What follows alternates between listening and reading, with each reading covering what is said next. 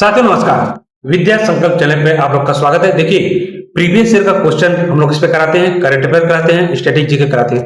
तो ये पार्ट जो है प्रीवियस ईयर का एसएससी एमटीएस 2015 में जो क्वेश्चन पूछा गया था। देखिए, कोई भी एग्जाम क्रैक करने से पहले आप लोग पिछला उसका 10 साल पुराना प्रीवियस ईयर क्वेश्चन अगर तैयार कर लेते हैं तो ज्यादातर आपका क्वेश्चन उसी टाइप का आएगा और आप सफल रहेंगे।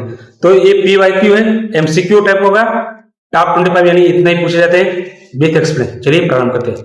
पहला प्रश्न है, हीराकुंड बांध किस नदी पर बनाया गया है? देखिए, ये एग्जाम 4 अक्टूबर 2015 को हुआ था। तो ये है ऑप्शन सी सही होगा, महानदी। हीराकुंड बांध उड़ीसा में महानदी में बनाया हुआ है और यह भारत के सबसे प्रमुख बांधों में से एक है। चलते आगे। अगला प्रश्न है, निम्नलिखित में से कौन सा अमूर्त परिसम संपत्ति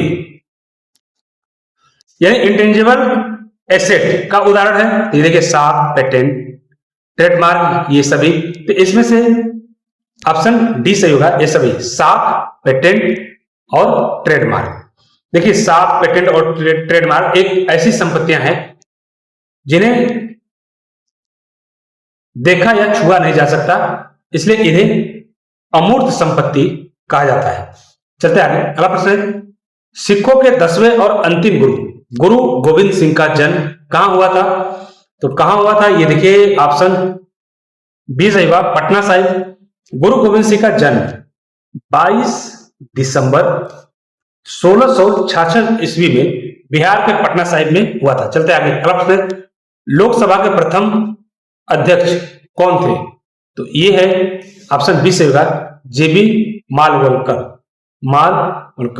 देखिए, गणेश वासुदेव मालवलकर यानी जीवी मालवलकर स्वतंत्र भारत के पहले लोकसभा के अध्यक्ष थे। आगे चलते हैं। अगला प्रश्न है, पीलिया यानी जॉन्डिस रोग से मानव शरीर का कौन सा अंग मुख्य रूप से प्रभावित होता है? ये होता है यकृत यानी लीवर। देखिए, पीलिया होने पर रक्त में बिलीरुबिन का स्तर बढ़ जाता है, जिससे यकृत या लीवर के कार्य करने की क्षमता प्रभावित होती है। चलते आगे। अगला प्रश्न है, पोलियो जिसके कारण होता है वो क्या है? देखिए, वो है विषाणु के लिए।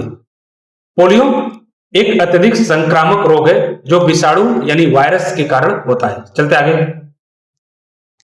अगला प्रश्न है, भारतीय राष्ट्रीय कांग्रेस के प्रथम मुस्लिम अध्यक्ष कौन थे?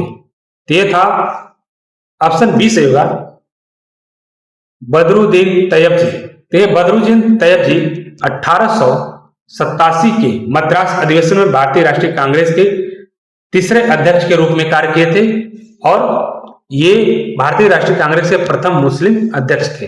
चलते आगे। अगला प्रश्न है, दीन ए इलाही नामक नए धर्म की शुरुआत किसने की थी? ये किए थे अकबर ने। देखिए, मुगल सम्राट अकबर ने 1582 ईस्वी में सभी धर्मों के मुख्य तत्वों को मिलाकर दीन ए इलाही धर्म की स्थापना की थी। चलते आगे। अगला प्रश्न, किस देश को लैंड ऑफ द राइजिंग यानी उगते हुए सूर्य का देश कहा जाता है? यह है ऑप्शन बी, जापान सबसे पूर्व में स्थित होने के कारण वहां सूर्योदय सबसे पहले दिखाई देता है, इसलिए उसे उगते हुए सूर्य का देश कहते हैं, यानी land of the rising sun. चलते आगे। अगला प्रश्न, अर्थशास्त्र पुस्तक के लेखक कौन थे? तो ये हैं चाणक्य यानी कौटिल्य। चाणक्य द्वारा लिखित अर्थशास्त्र मौर्यकालीन राजनीतिक, अर्थनीति और शासन प्रशासन का एक महत्वपूर्ण ग्रंथ है। चलते आगे। अगला प्रश्न, सुंदरवन राष्ट्रीय उद्यान भारत के किस राज्य में स्थित है? यह स्थित है पश्चिम बंगाल में। देखिए, पश्चिम बंगाल में स्थित सुंदरवन गंगा ब्रह्मपुत्र डेल्टा क्षेत्र में है, जो रॉयल बंगाल टाइगर के लिए यह प्रसिद्ध है। चलते आगे। अगला प्रश्न, इंसुलिन का स्राव यानी सेक्रेशन मानव शरीर के किस अंग से होता है? यह होता है अग्नाशय यानी पेंक्रियाज से। अग्नाशय यानी पेंक्रियाज की लैंगरहैंस की द्वीपिकाओं की बीटा कोशिकाओं से इंसुलिन हार्मोन का यहां से निकलता है। चलते आगे। अगला प्रश्न, ओजोन परत वायुमंडल की किस परत में स्थित है? तो देखिए, ये स्थित है समताप मंडल में यानी स्ट्रेटोस्फीयर में।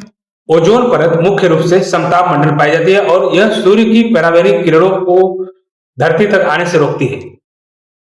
चलते आगे। अगला प्रश्न है, संसद के दोनों सत्रों के बीच अधिकतम कितने समय का अंतराल हो सकता है? यह हो सकता है 6 महीने का। देखिए भारतीय संविधान के अनुसार संसद के 2 सत्रों के बीच 6 महीने से अधिक का अंतराल नहीं होना चाहिए। चलते आगे। अगला प्रश्न है, पेनिसिलिन की खोज करने वाले वैज्ञानिक का क्या नाम था? यह है अलेक्जेंडर फ्लेमिंग। देखिए अलेक्जेंडर फ्लेमिंग ने 1928 ईस्वी में दुनिया की पहली एंटीबायोटिक दवा पेनिसिलिन की खोज की। चलते आगे। अगला प्रश्न है, काजीरंगा वन्य जीव अभयारण्य किस जीव के संरक्षण के लिए जाना जाता है? तो जाना जाता है एक सींग वाला गैंडा, यानी असम का काजीरंगा राष्ट्रीय उद्यान दुनिया में एक सींग वाले भारतीय गैंडों की सबसे प्रमुख आबादी का घर है। चलते आगे। अगला प्रश्न है, गीत गोविंद काव्य की रचना किसने की थी? ये किए थे जयदेव ने। देखिए लक्ष्मण सेन के ये दरबारी, राजा लक्ष्मण सेन के दरबारी कवि जयदेव थे, जो राधा कृष्ण के प्रेम पर आधारित प्रसिद्ध ग्रंथ, संस्कृत ग्रंथ है ये, ध्यान रखिएगा, गीत गोविंद की रचना की थी। चलते आगे। अगला प्रश्न है, अजंता की गुफाएं भारत के किस राज्य में स्थित है? ये स्थित है महाराष्ट्र में। देखिए महाराष्ट्र और औरंगाबाद, महाराष्ट्र के औरंगाबाद जिले में स्थित अजंता की गुफाएं बौद्ध धर्म से संबंधित भित्ति चित्र यानी दीवारों बने हुए चित्र से संबंधित है। चलते आगे। अगला प्रश्न, कथकली किस राज्य का एक शास्त्रीय नृत्य रूप है? तो यह है केरल का। देखिए कथकली केरल का रंगीन मुखौटा और भारी वेशभूषा वाला एक प्रसिद्ध शास्त्रीय नृत्य नाटक है। चलते आगे। अगला प्रश्न, नमक का रासायनिक नाम क्या है? यानी रासायनिक सूत्र क्या है नमक का? तो इसका नमक का नाम है सोडियम क्लोराइड, यानी NaCl। देखिए साधारण नमक का रासायनिक नाम सोडियम क्लोराइड है और इसका सूत्र ये है। चलते आगे। अगला प्रश्न है, हड़प्पा सभ्यता की खोज किस वर्ष की गई थी? यह की गई थी 1911 ईस्वी में।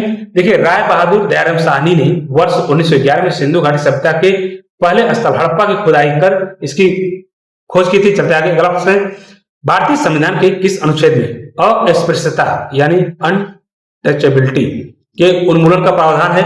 यह है अनुच्छेद 17 में, यानी आर्टिकल 17।